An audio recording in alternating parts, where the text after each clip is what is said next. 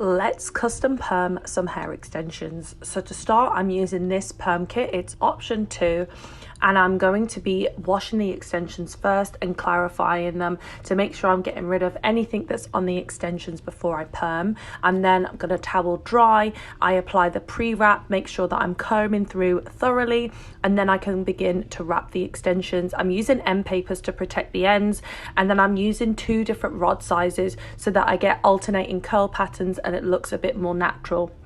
Once they're all set, I'm just going to towel blot them and then apply that solution, making sure that I'm saturating fully. Once it's applied, I'm going to cover it up in the plastic bag.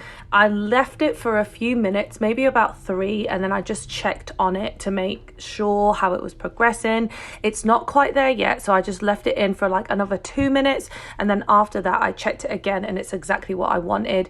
You want to see that when you unwrap it 1 or 2 times, it begins to form almost like a ribbon-like effect, and you see that curl pattern. That's how you know it's ready. And then you rinse it with super hot water for 5 minutes, and then I towel dry it again and then go in with the neutralizer. Before I neutralize, I let them air oxidize for about 5 to 10 minutes, and then let the neutralizer sit for 5 minutes. Again, washed in hot water for 5 minutes, and you can see they look amazing. I then hung them out and just combed them out, and then with the towel I scrunched them up and I just let them air dry, and you can see that these are the ones that I've already air dried. I love the finish. It's so perfect for my client.